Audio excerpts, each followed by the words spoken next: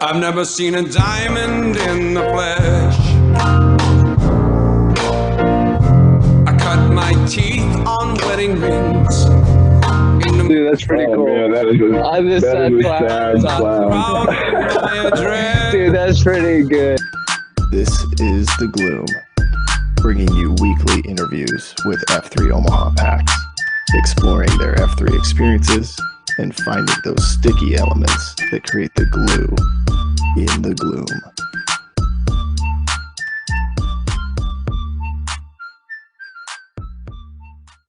All right, folks, we got another phenomenal leader on the call, and I don't know if it's me or not, but these are good-looking guys that we have in F3 Omaha. You can't see them, of course, because it's a podcast, but man, I've got a pleasure of interviewing one of our leaders today, the recent PsyQ at the Pit.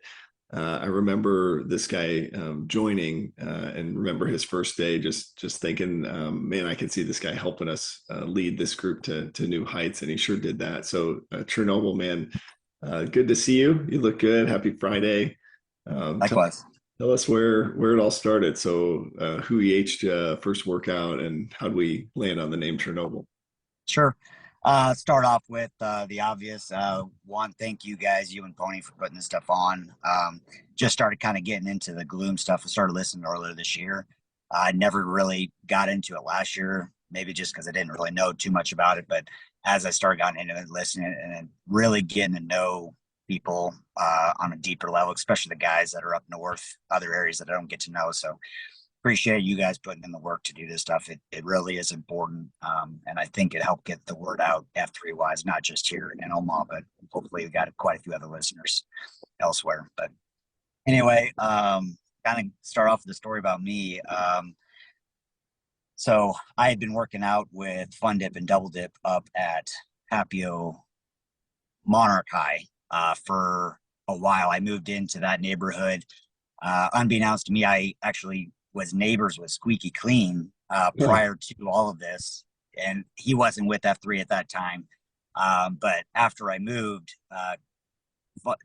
Fun Dip invited me to go start working out with him. We had been working out at the gym for probably a good year, and then right around, I think, January, February, we started noticing some guys with light up vests and running out in the parking lot. It was like probably 1.5 feet of snow, and they're running around like, who the hell are these guys? Those guys are crazy. And we're walking by them, talking about them as we're lifting. And then sure enough, I think it was like March or April, and Double Dip says we're working out with them. And he's like, yeah, I actually worked out with those guys. That's F3.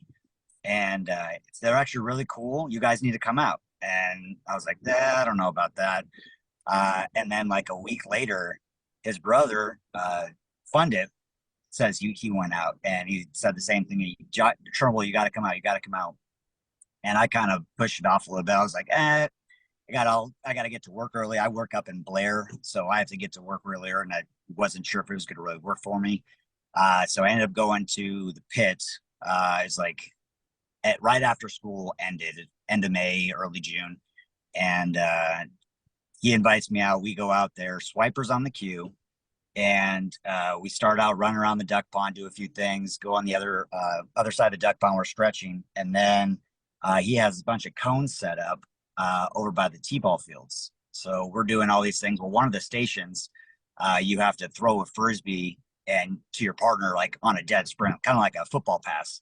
And Double Dip was in that area. He launches this thing. If you know the Pit very well, it was on the east t-ball field, and he basically threw it all the way to the other t-ball field. And I'm on a dead sprint, dive and catch this thing. And almost in unison, I hear like all this mumble chatter on the other side. People, Airbud, Airbud, Airbud. And so to take things full circle, come back into the middle, start walking in the middle, and immediately everyone's yelling Airbud. And then sure enough, the knobs rule. Let him talk. And started talking, told him I worked in Blair. And once I said Blair, I don't know where that came from, but because there is a nuclear plant in Fort Calhoun, which is right next to Blair. And Knobs yells out Chernobyl, and that's kind of how the name came about. and it just kind of stuck from there. And initially I was like, this name's kind of weird, but definitely appreciate it now. And I couldn't see myself having any other name besides that. So. But you don't work at the nuclear plant, right? I Like, do not work at the nuclear plant. I actually work, see my, well, they can't see it, but I work for Corbion. We make lactic acid for like food preservatives and things like that. But we're on the Cargill campus. So that's physically where I work. But I don't even work at the nuclear plant. So it's funny how we have probably like half the guys in F3 have names that have really nothing to do with them at all. Yeah, it's funny to me. It's like your job is like nothing you said had anything to do with Chernobyl. Yes. No ancestry, no nothing. It just, Nope. but it's Nope, not Russian, none of that. Nope. Yeah, well, Brain it fits you so well. And do you remember at what point did we add the like explosion afterwards? I honestly don't remember. It was kind of early, but it wasn't right away. It was probably at least a month or two. I don't remember doing it in like the VQ or anything like that. But I remember seeing a bunch of other guys kind of have the back blast. RP is pretty big in the black blast. So I was thinking of, what else to do. And all of a sudden, I think Swiper mentioned something like a nuclear explosion. He made a noise one time at the end of it. I'm like, oh, that's kind of cool. And then I think the very next beatdown, I did the explosion thing. I think it just blew up from there. So Yeah, that's perfect. No, it suits you well. I love that. So you were working out with Fun Dip and Double Dip, so already a lot of sort of fitness activity stuff going on. I mean, were you doing mostly weights, or what was your fitness life like? Yeah, I mean, growing up, did a lot of sports. So I played soccer, baseball, basketball, a lot of those. So running was always kind of in there. I hated doing it, but it was part of the sport. But once I graduated high school, I got really into weights. So I gained probably 15 pounds in like 5 months, just really going at it hard, increased my max out bench and all these other things, and that's when a lot of the muscle started getting added on. And then I was kind of in that realm for a while and didn't excluded the cardio completely. Even in college, that's mostly what I did. I did a lot of intramurals. Actually played club for Lincoln for a couple of years as well. Then after graduating, tried to stay in it, but that's when I did the roller coaster thing. I'm on my own. I don't have anybody else to work with. No one to keep me accountable. I would get my mindset. I'd work out for 2 months and I'd be gone for 3. I'd be back up for a month, be gone for another month, be back on for 4 months, off for 6 months. So kind of did that for a while. Moved back to Omaha, found a couple people to work out with, but then they moved away and then everything kind of went away again. Tried the whole diets and fads and ended up weight roller coasting all over the place. And that was kind of part of the with the Fun Dip and Double Dip is, hey, these guys they're not really big into the weights. They do a lot more of the body weight, the boot camp, some of those things. And in the back of my head, I'm like, well, that's one area that I haven't really been doing very well. And I kind of want to get better about being, not really heavy in the weights, but good enough that I can do strong weight, but I still want to be able to run a little bit faster and do some of these things. And I tell a lot of people now, like, I like F3 because it keeps me good at a lot of things, but not a master of anything. So we have the weight sites that have, dumbbells, and I try to bring some of the weights that I have. And sometimes when I'll queue, I'll bring like my barbell set and my bigger weights and try to do heavier things just because it's really hard to do. And at the end of the day, you can't really replace a gym for those types of workouts, but it's also, in my opinion, not something that I think I should be doing every day anyway. I think that's maybe like a once a week, maybe twice a week type of deal, and spend more time on the calisthenics, the plyometrics, the body weight stuff, because it is overall from a full body fitness perspective, I think that's the best mixture to keep someone at their peak performance. So. Yeah, no, for sure. Yeah. It's like, what's the fitness, what's the activity that's going to keep me healthy longest, right? And Yes. I think, and I'd say that because I've had a couple injuries, but at the end of the day, I think some of those injuries are, to my own doing, or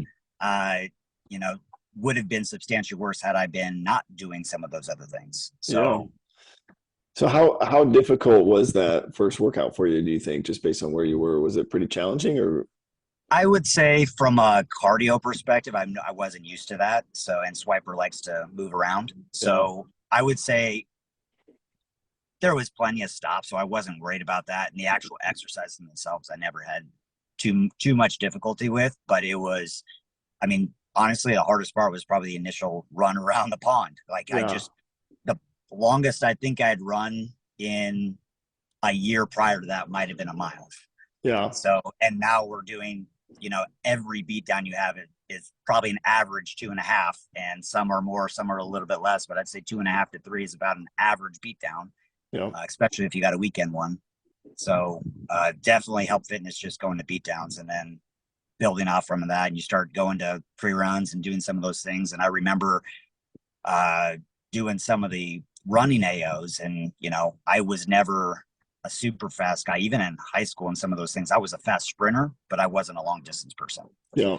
So I think my fastest mile, like I don't even know what it was, but starting out, I was probably upper eights to start, and now I'm well below 8, and no Farva or Trench or any of those guys, but definitely substantially improved from where I was pre F3, and that's definitely a testament to all the pre-runners. And it's amazing.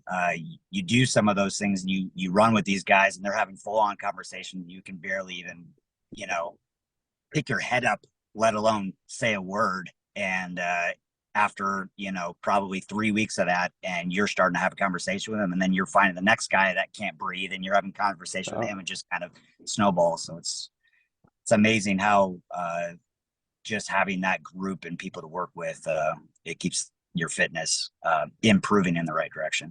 For sure. Have you been doing the meat grinder? Is that has you been...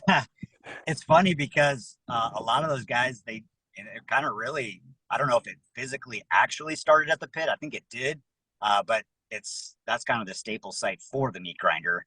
I know a lot of that, what they were starting when I was doing my pull-up stuff, and so I was trying to etch that number down as fast as I could, and so I didn't partake in that. But I Low Flow keeps pinging at me, hey, you need to be. Why the hell are you not doing this meat grinder with us? And I'm like, yeah, I need to start doing that. You're right. It's just between stuff in the week and all the other activities I got going on, I feel like that's a bad excuse from a challenge perspective, especially from those SARPy guys. But I need to get on that train. It sounds like a lot of fun, and I'm usually up to challenges like that. So it's a Smurf, a run, and then the beatdown, right? It's sort of Yes. Yeah. You do the Smurf, then you do the pre-run, and then you do the beatdown after that. That's correct. And some of those are even crazier than that. So if you get Farvo, or sometimes Low Flow, they'll even do another pre-run before that. So they're getting up at the crack of dawn. I mean, might as well wake up at midnight and start working out. Yeah, that's awesome. Do you feel like from so the other piece, because you mentioned kind of like that Pogo 40, have you been able to participate in any like Queen service or any of that sort of stuff? Yes. So I would say after my injury I had last year, I kind of had a minor tear in my ACL, gained a little bit of weight because I wasn't doing the running like I had been, and was eating like crap, and gained a little bit of weight. It's right after Father's Day. I hit a number that I didn't want to touch. So I always kind of floated between that, I'd say 175 and 200. Well, I got darn close to 200, and I was like, yeah, I need to do something.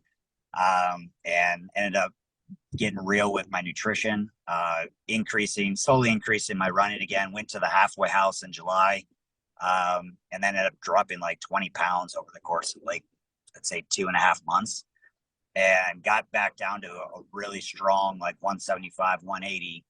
And I've been holding there ever since. And part of that was because of Queen Service. Nice. I did Queen Service this winter, and it wasn't to lose weight. It was to maintain, because every Christmas, I mean, everyone just gorges between Thanksgiving and all the holidays.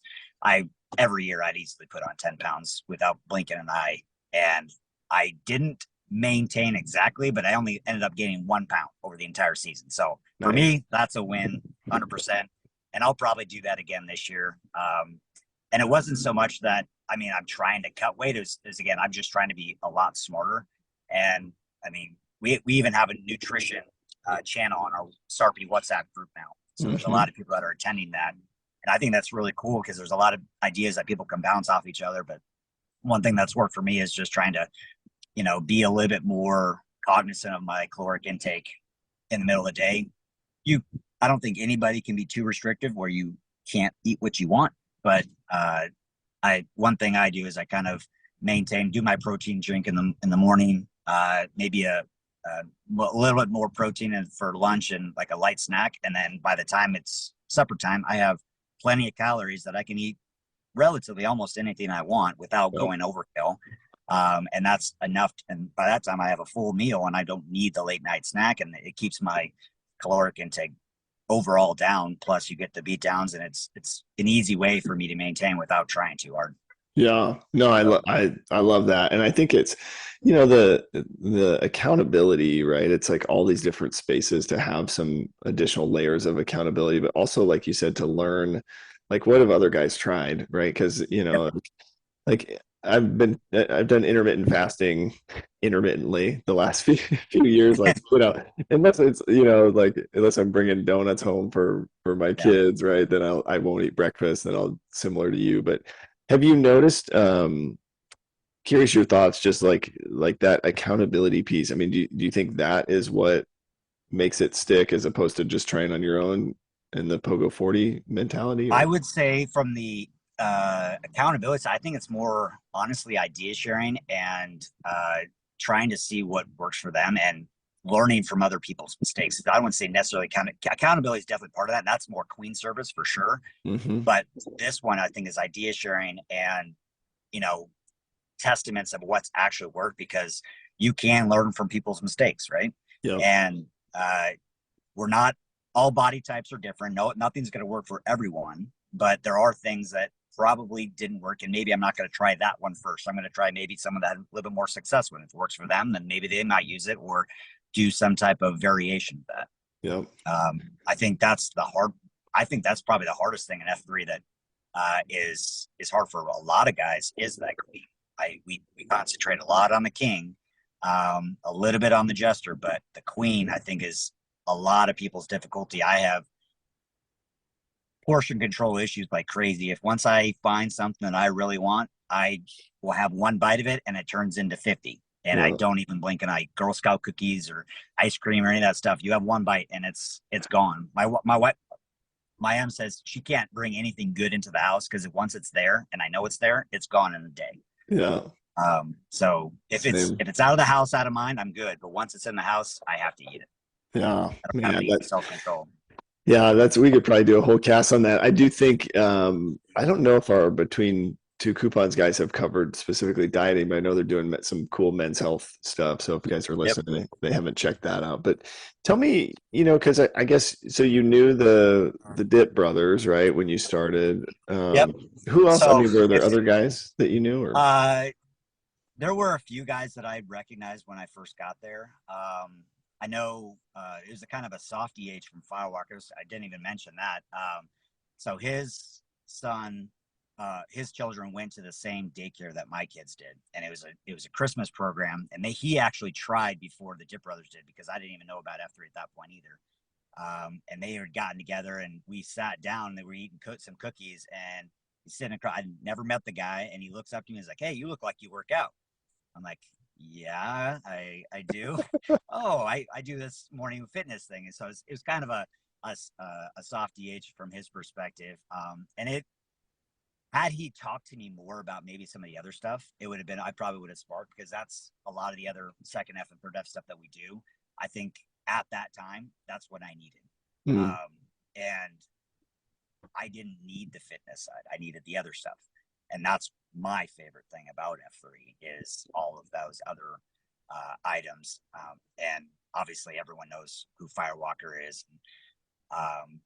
That coming from him, it definitely would have been, a strong EH had I known more about some of that stuff at that time. But Yeah. Uh, What were you going through at that time? Do you mind sharing it's what was going on? sad clown stuff. I mean, Yeah. you don't know what you don't know, and just kind of going through life. Okay, steady job, but from a friendship perspective, I had a really strong relationship with the Dip Brothers. But friends outside of that in this area, I had a lot of good high school friends that have since had families that moved on that we don't get to connect very often. You're not seeing them frequently. It's kind of like the adult syndrome. You get older and you have to plan to see your friends all the time, and that was something I needed to have some of that, just laugh and get along with some guys on a routine basis. Mm. You have your coworkers, your colleagues, but that's not the same, not even close. It's a professional kind of connection. There's no real conversation. And even if it wasn't real, that's what I would need. But when I found out when I got here, it was, you have people that are getting real, real vulnerable. Like I remember specifically, I think you were the second beatdown I went to. It was Swiper. I think you were the third. It was you, Firewalker. Firewalker had a pretty good COT, but then you came and that was on your anniversary for your sobriety. And you shared your story. I'm like, oh, this is what F3 is. Yeah. We're actually going to get real. And it wasn't, I think there was quite a few teary eyes in that COT. And I think I got close. And the very next week, I think it was Icy Hot, and he talked about his story.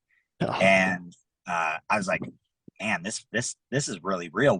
We're getting to talk about real things. We're talking with each other, and nobody was kind of like felt awkward about it because I mean, maybe everyone feels anxious when they bring that up the first time, but no one felt awkward. Everyone felt welcoming, and that's when I knew. At that point, that's when I knew that F3 was the real deal.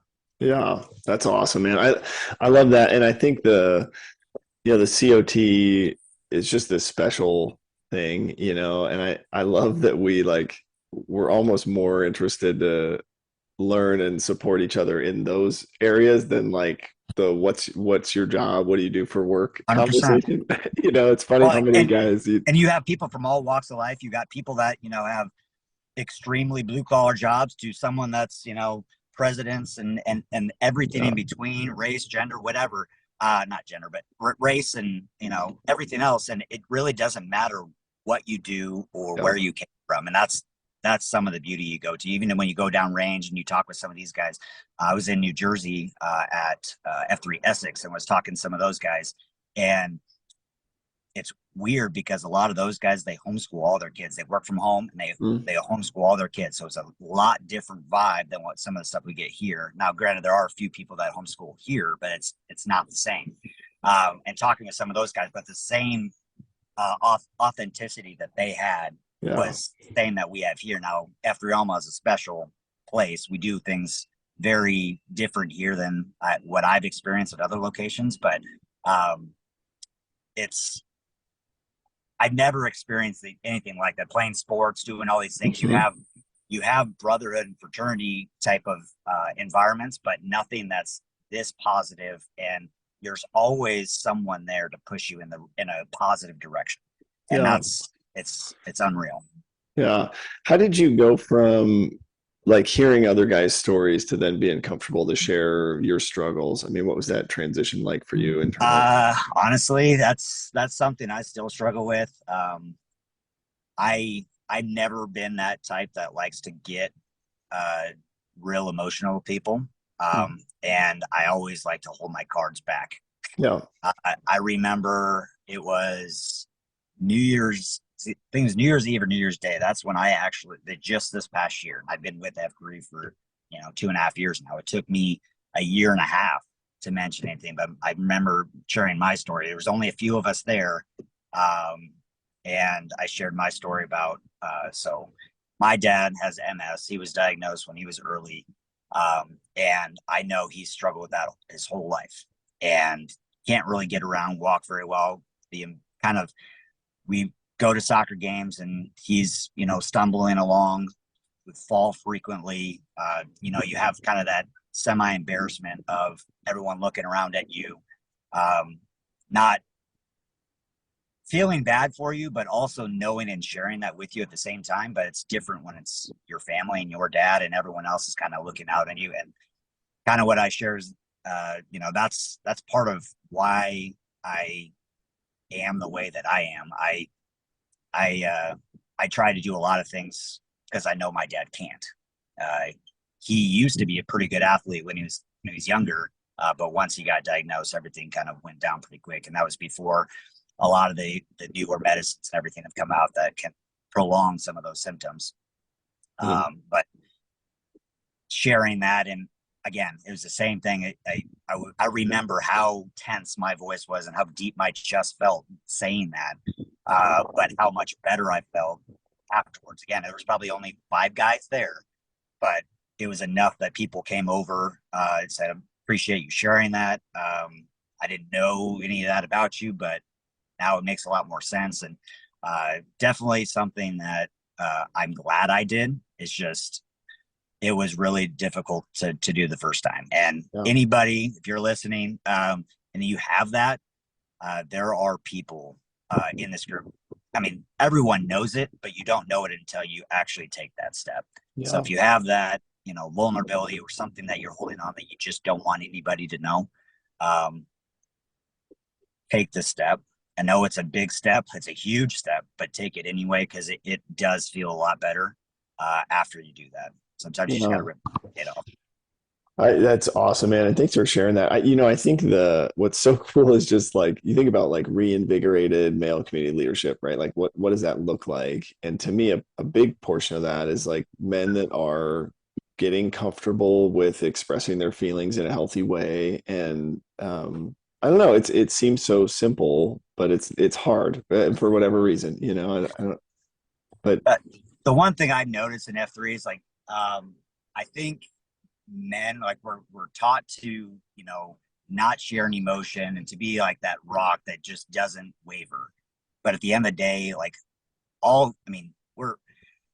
we're supposed to have relationships. We're supposed to communicate with each other, and we are emotional bodies. We do have emotions. Whether we like people to see it or not is a different story. And being able to share that with people that are positive. This is a realm where people aren't going to look at you the wrong way. And that's, you don't get that anywhere. Like, you don't have, even when you talk to a psychologist or people like that, you're not going to have that relationship. That's professional. This is people that actually care about you from the heart. And I don't see a better place of expressing those vulnerabilities than in this group. Yeah. So, how are things today with your dad, if you don't mind me asking? They're getting worse every day. They just recently retired here in April. My mom actually doesn't get around too well either. She has diabetes, and about a year and a half ago, my dad in the scooter, they had called me to help him get the scooter out of the car, and I live on the other side of town. I told them I was a little busy. I'll be over there in a little bit. Well, they got impatient. Tried pulling this thing out. It landed on her foot. They were on the way to the airport, and if you don't know, diabetics have difficulty with injuries, and they take a lot longer to heal. She didn't do anything with that. She was out of town for a week. By the time she comes back, her foot's the size of a bowling ball. They go immediately to the hospital, find out she had necrotizing fasciitis, which I don't know what it is. It's basically flesh-eating bacteria. By the time she got there, about a fifth of her foot was gone, just eaten away. Wow. They doused her with all this antibiotics, and she's allergic to quite a few of them. So that was about by itself. Luckily, she only had a portion of her foot amputated. So it wasn't they were originally going to amputate up at the hip. They only ended up amputating about halfway down her foot. So she doesn't get around either. And my dad has a lot of difficulty, especially in the middle of summer when it's really hot. Just doesn't have the energy to get around. We've been trying. He's the most stubborn person I know, and I know a lot of stubborn people, but he's the most stubborn. My wife would say that I am, but I get it from him. And I think part of that is the life he's had to live. He doesn't want the help. He wants to be able to do things on his own. He doesn't want to feel the quote unquote embarrassment of that, and I get a lot of that from him. But he doesn't get around very well. And he's finally getting to the point that he realized that he can't, and he knows that he can rely on me because I'm strong enough to pick him up off the floor. Because my two sisters, they can't do that. So it's always, if something really happens, he calls me so I can run over and fix things. I was doing things around the house and all that stuff just because they can't. But we're trying to get him out of the house into kind of more of like a villa or something like that, to where they don't have to maintain anything. Nice flat level floor that is wide enough to fit his scooter, handicap rails everywhere. So we're trying to get him moving in that direction. And they finally opened up to looking into it. And my mom just called me a couple weeks ago and said they are potentially looking to build in a neighborhood here in Papillion. Okay. That's a nice flat level that has everything. There's a builder that they've been looking at and talking with. It's kind of in the price range that they were looking for. So Nice. Well, and you're that's really stressful too, because you've got your own family, right? Remind me how many kids you guys have. They try to be cognizant of the things that we have. But at the end of the day, it's my dad and my mom. Would never abandon that situation, but it is difficult to try and coordinate around all the schedules. I remember when me and my M got married, and we had a lot of extra things we had to try and coordinate around my dad. Walking down the aisles, things like that. When my sister got married, he actually walked my older sister down the aisle. That was the last time he's really walked. Everything has been scooter bound since. But I remember logistically trying to go through some of those things. It's just a lot of those extra things that you don't necessarily have to think about unless you're involved with that. What restaurants do you go to that you have a little bit more space to get to? Those types of things. Yeah. Well, and I don't remember. I should remember this from my healthcare background. But is there any sort of genetic predisposition to that? Yes. Okay. Yes. So it's an autoimmune disorder. I have probably 8 or 9 of my aunts, uncles, grandmothers, whatever, that have autoimmune disorders. I actually have vitiligo, which is another autoimmune disorder, which is just a skin melanocytes in your skin. It attacks those. But if you ever see me next time, I got a few spots around my body that are starting there. It's progressing. The older I get, the worse it'll get. But I do have a few. There's concern that I'll get rheumatoid arthritis here in the next 10 years or so, because almost every single one in my dad's side of the family has RA. So, but fingers crossed. I'll take vitiligo. That's not too bad. Well, and you're a really motivated, driven guy, right? And I assume some of that maybe is a motivator. This is a motivator for sure. Seeing my dad like that, and I do a lot of that because out of fear of what may come, and I won't be able to do it later, and then fear of, or not fear, but more of, hey, I'm doing this because every time I go over to their house, hey, how's F3 doing? What challenge you doing now? Those types of things. He likes to talk about those things, like almost vicariously through me a little bit. And he talks to, like, my boys love F3 coming out to 2.0 beatdowns. Brady, my oldest, he talks about it all the time, and he'll see people, running in the street or, lifting weights. I'm like, oh, do you know that guy? Is he in your F3 group? I'm like, it's just some random guy running. I don't know him. But that's awesome. My dad and the kids talk about it quite a bit, and I've been trying to my brother-in-law, which would be my sister's husband, and then my M's husband. They just moved to right next to Carriage Hill, which is a quarter mile from the pit. Yeah. And I told them, within the next 3 weeks, once you get settled in, you're coming.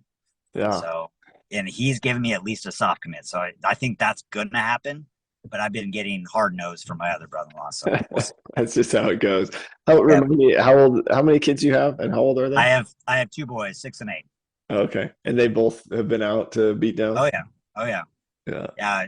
Oldest has been, I think, through probably 5 or 6 times, and then my youngest has been probably 4 or 5 times. But go to the Halloween beatdown. Father's Day beatdown is still my favorite day of the year. The one we have at the pit is too many good memories, too many good things happening, and there's a lot of cool things that F3 does, but that's still my favorite one. Nice. Well, I think just I love hearing your story and just kind of what you're going through with family, and kind of segue into that third F piece. Like, how does it all fit together? Like, where does that strength come from for you to like get up every day and go at it again? Like, I don't know, is that a faith thing, or what's been your faith journey? So faith wise, kind of going off, hearing some of these other podcasts, but I did grow up in a Christian household. Frequently went to church, and I've always had an okay relationship. I am a believer, so I've always had that okay relationship, but I'm not the routine prayer. You hear some guys like Slow Pitch that he's got his routine. He wakes up in the morning, he kneels down, and he prays first thing right when he wakes up. I haven't been that guy. I'm still not that guy. I long to be someone like that has a tighter relationship, but I've always had a close understanding with that. But I will say, since starting F3, my eyes are much more open because I have a lot more of those close-knit relationships. I have people that have talked about, a lot of the same stories that are in the Bible we're hearing with other people in our group, and what Jesus did. I don't want to get too religious here, but this is what I believe. And the things Jesus did and how we treat each other, there's a lot of similarities. And honestly, I get a lot of COTs from church services now. My eyes are so much more open to what's around me. I'm observing so much more, and I feel so much more. And I think a part of that is the relationships and the vulnerabilities and the discussions that we have with each other that allow me to feel that now. And that's something I didn't have before. It was not necessarily going through the motions, but now I'm definitely not going through the motions. I'm truly feeling every step of the way. Yeah.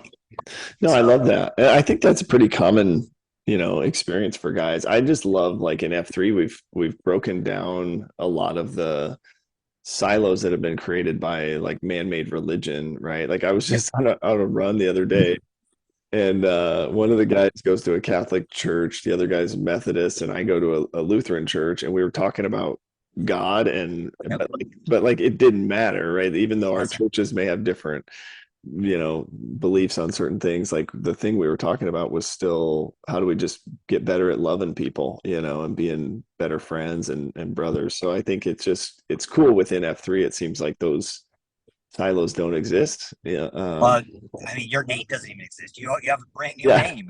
Nothing. Yeah. Really, it's purely about getting to know people and doing things for the common good as a group. Yeah. I mean, what was it? Wait time was down at the danger zone. I think it was last week or the week before that, and he made an analogy to what after we're a bunch of we're the Sandlot crew. We come out, we don't care about winning or losing anything. We come out and we help each other, and at the end of the day, we're out in the community and we're spreading our love pretty much everywhere.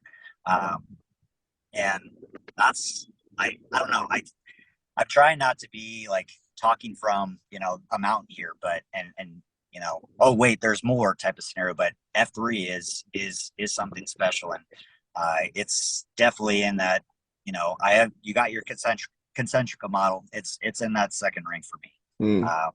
To know how much it's changed me, and knowing the impact it has on everyone else, it's definitely in that second ring for sure. Yeah. What as you think about some of the other like third F events and stuff, have you had much chance to participate there? What's that been like? Oh yeah.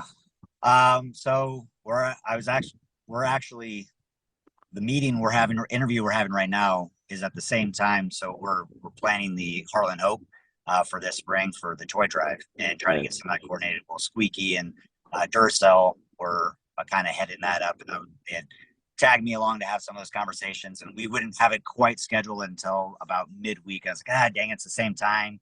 Any other times work? And they're like, yeah, don't worry about it. It's the only time that works. We'll get you in the know, and you can help spread it. But Heartland Hope, to me, I remember when I first started, that first year, Project Pink was really big. I mean, massive. And alongside that was the toy drive. And I remember the impact it had on me. I got really emotional on that because it sent the impact and how much money we raised. And then they started sending pictures of, just the bags of toys that we had. They had like half of an entire gymnasium full of toys that they were sending out to Omaha. And to know that the next year we almost doubled that. Yeah. It's just unreal how much of an impact we're making. And you can't really quantify that until you see some of those pictures or be part of the shopping events for those. I remember last year we go to all the Walmarts and just clear them out. But I remember going to that one and I brought my boys with me because I remember the first year when it happened, I was like, I'd really love to bring them out to allow them to experience. Well, me and my wife had talked and it's like, hey, it'd be really cool to get them involved. So we talked to my boys and they're like, all right, how do you guys feel about, donating? Well, I didn't even say it. They were the actual ones that said, like, hey, Dad, can we donate one of our toys to these guys? Nice. And I almost broke down crying. Yeah. I was like, that's exactly what I want you to do. And if anybody knows my oldest son, he's the kindest soul in the world. And he ended up giving that and some of the money he had saved because we have a token board that they get. So he gave some of that. So we buy in some of these extra things. And it was such a cool experience. And seeing him walk through the aisles, I'm like, hey, I think this guy would like this and this guy would like this, because we were shopping for the boy crew that day. Yeah. So we're trying to find some of the toys. We're trying to save the budget, knowing that he had extra money to go on top of that too. So wow. All the fun stuff, and it just seeing excitement on his face was awesome. But yeah, toy drive, obviously the canned food drive that we do, that we did in last Thanksgiving again, and for CSOP, going and being part of those and seeing the pantries that they have and actually who they serve locally is always really cool. There's so many things. The blood drives that's coming up next week. There's so many things that we can be a part of that make an impact, not everywhere, but locally to people that we know.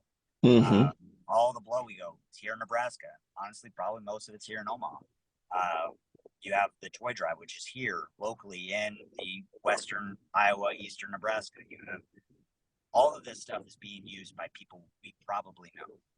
So we're making that in our direct community, and it doesn't require substantial amount of time. You just have to, and that's the other thing that F3 has done for me. I've always wanted to be a part of things like this, but didn't know, one, necessarily how to get involved, or two, have the push to get me over the ledge. Hey, just actually get off your butt and go do something. Yeah. It's giving me the motivation to actually come to action and do something. And I shared with CO2 the last week about doing some of those things. And that's something F3 has helped me to do. It's part of that eye-opening, hey, you're a member of this community, you need to start acting like it.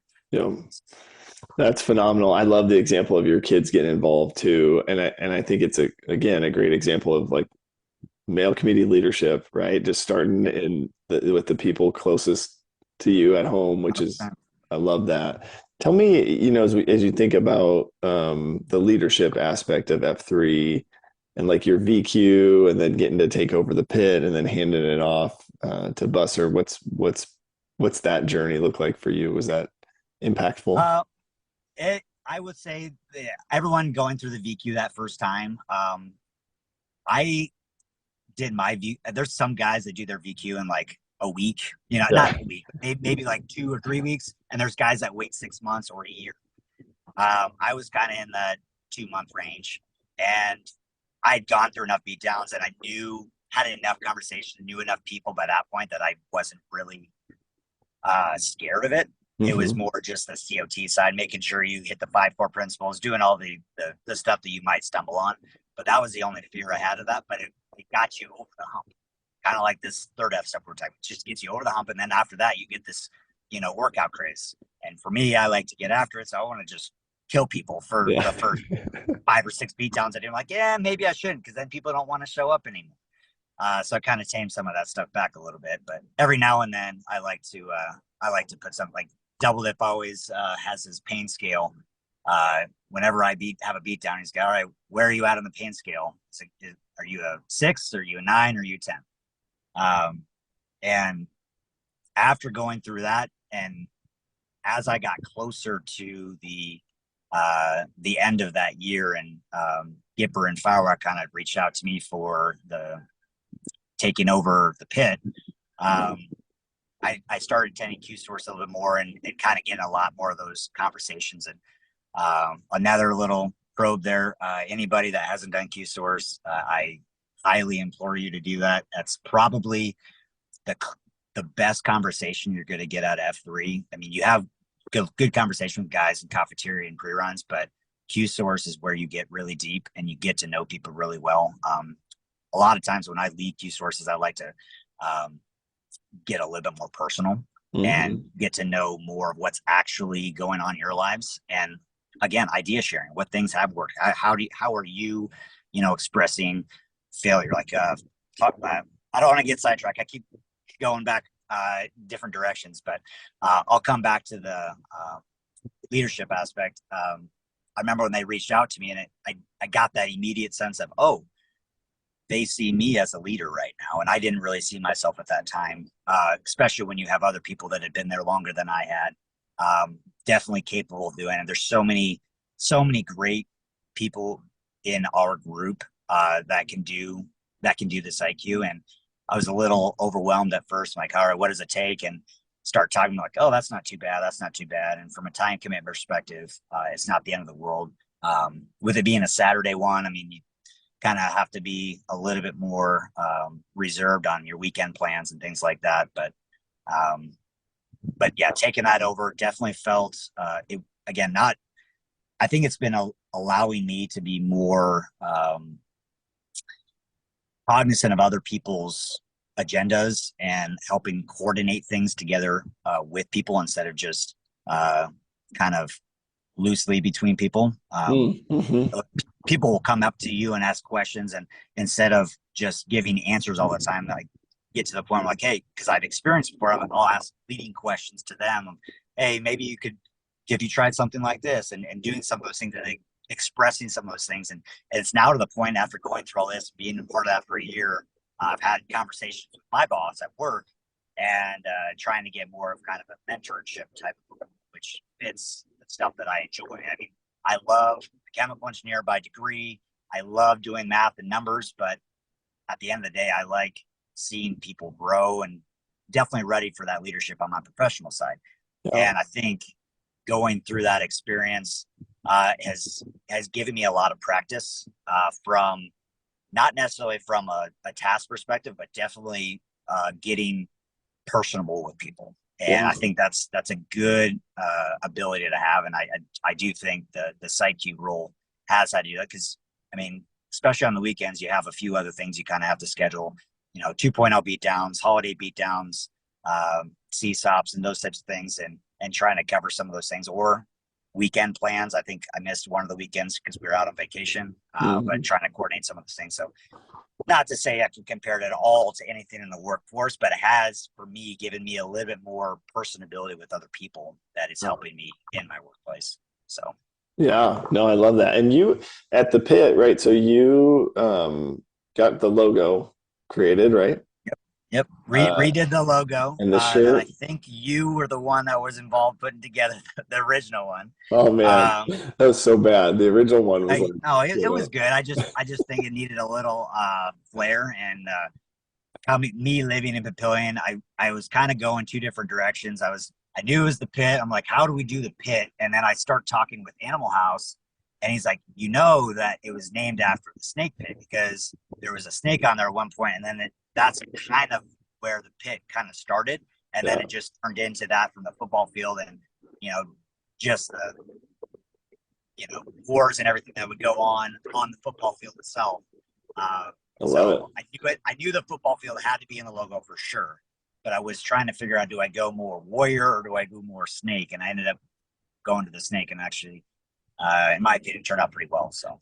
Oh, and then you started doing the weekly snake skin award, Yep. So yeah, at the end of the workout, we would do a snake skin where really trying to identify packs that had been kind of shedding that skin, accelerating, getting out of their comfort zone, doing something more than what they started doing, whether that's on their fitness, whether that's on, you know, being a little bit more personal, more second half, getting involved with some of the other things. And it was kind of intended to be kind of an open platform. And that's one thing that Buster's kind of brought to the next level is he got a bunch of decals of the logo, and now he's handing those out, kind of like some of the other sites are doing, but that's part of that snakeskin. So not only are you getting the appreciation, but you're also getting kind of a token of, hey, this is a reminder that people are noticing that I'm getting better. So Heck yeah. Yeah. Tell us about Busser and just identifying him as your successor. What was that like?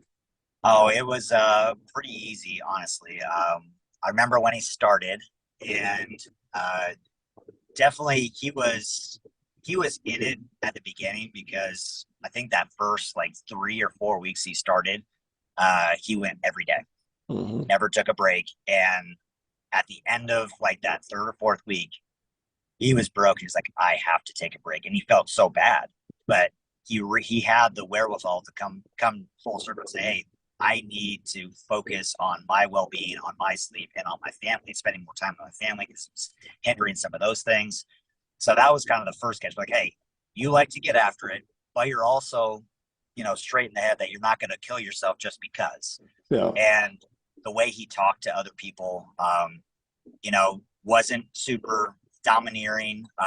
A great listener. He's a better listener than I am. I like to talk a lot when I talk to people. He likes to just listen. And he gives good input, and he actually helped me along the way too. But shortly after that, I remember he shared his story about his sobriety, and knowing that we have someone that's willing to get vulnerable. That's again another tick. I'm like, all right, this guy is understanding from a real level what F3 is all about. And then he started doing 75 hard and getting some of those experiences there, getting involved on some of the third F stuff. I remember having a room with him at Mount Olympus, and I was like, hey, I don't know if anybody's talked to you yet. I'm trying to get you early. This was like in end of February, early March. So I'm still 4, 5, 6 months away. Yeah. And I'm like, I don't know if anybody's talked to you yet, but have you thought about the PsyQ thing? And he's like, I haven't at all. No one's reached out to me. I'm like, all right. So it started, we're on the pre-run. We're talking a few things. I'm like, all right, well, he was really concerned about the Q source initially. So, I wanted to continue that from what we had started from Filewalker when Gipper was running. I wanted to kind of roll that through, and initially was concerned about that. And I kind of talked that down. Like, it's not a requirement that Q source has to continue. I think anybody will take that up. I don't necessarily think it has to be on the PsyQ's hand. I think that could probably be taken over by somebody else, even myself. So I wouldn't worry about that having to be, connected to those two things. I think it should still be at the site, but you might not have to be the one out the bench. Yeah. So talking with him more, I think about another 3 weeks later, we start lining a few more things out, have another conversation, getting more kind of the bugs out, and squander some of the concerns that he had. And sure enough, at the end of that pre-run, he's like, I think I'm in. It's like, great. Locked you down. Started talking through some of the other stuff. By, I think, a month before, I was like, hey, has JC reached out to you? He's like, not yet. So I started feeding some things, getting a few things, send him the Twitter account, I think the Saturday before. So he was already ready to go beforehand. And I couldn't be happier. He's already leading that site better than I was, and he has definitely got the right temperament for that job. And I remember talking to a few guys, and they're like, "Man, that guy's a stud. That's a great pick. That's a great pick." And man, we talk about it like picks, like it's a lottery draft, or they're going to the NFL draft here. But we have so many guys that can fill into that role. It at the end of the day, it really doesn't matter who you pick, because just about anybody can do it. But I feel like to be that psyche, you got to have the right temperament. And honestly, it's got to work for your family, especially on the weekends. It is a time commitment. There are things that extend over on time. Again, if you're going to be involved with Q source, it goes a little bit later. It is a longer beat down, and you got weekend events that you got to plan around too. So remember he talked with his Emma and everything, and she's a huge proponent of it. And yeah, that's kind of how that whole. That's awesome. And yeah, I love that. It's been cool just to watch the pit continue to grow. And I got to talk to Buster, I don't know, maybe a week ago on Friday. He was at Golden Spike, and he gave me one of those decals. So I felt pretty awesome to get one of those. Oh, cool. Well, yeah, he gave it to you because at the Shovel Pass, that was his coming out of doing the decal. I didn't know he was going to do that until he shared in the Shovel Pass, like, hey, I made these decals. This is part of the snakeskin. And as part of the Shovel Pass, I want to give it to all the previous site queues. Oh, yeah. So he wanted to share that with everyone there. And that was a class move for sure. Yeah. And yeah, like I said, couldn't be happier. Well, man, it's been good just to hear your story, and appreciate your vulnerability, just your leadership. I'm curious, as you're thinking about just where you're at today. I mean, is there anything we could be praying for or encouraging you on when we see you out there in the gloom? Honestly, it's probably just that. I mean, just praying for my dad and hoping that his health can continue as best as it can. Like I said, I'd say probably the past 3 to 4 years, it's regressed quite a bit. And just hoping that we have a lot of fortunate time with this disease, that it doesn't progress substantially more to where he becomes immobile completely. My aunt, she has MS and rheumatoid, and she has to be wheelchaired around. She can't get up and down herself. And they have a nurse in her home, so I'm trying to. That would be something just prolong or delay, I guess, as much of that as possible. Absolutely, man. I'll be praying for you on that. That's really challenging situation, but I know there's other guys that are maybe in a similar spot. So hopefully they get the courage to reach out and connect with you on it too, because I think that's talking through it is so helpful. For sure. Right. I appreciate you, brother. Let's do a little name-a-rama. You got it. All right. Brandon Flehardy, 37, The Plague. The Plague. Josh Fallon, 37, Chernobyl. I love it. See, I feel like it fits you so well. It is so funny to me that Chernobyl had, you have no connections to a nuclear power plant other than Blair. Well, I definitely couldn't see having a different name now that it's been attached to me now. I wouldn't want another name. Yeah. Well, maybe we'll call this episode the Leadership Explosion. There you go. You go. All right, brother. Good to see you. Have a good day. Peace, man. Later. Bye.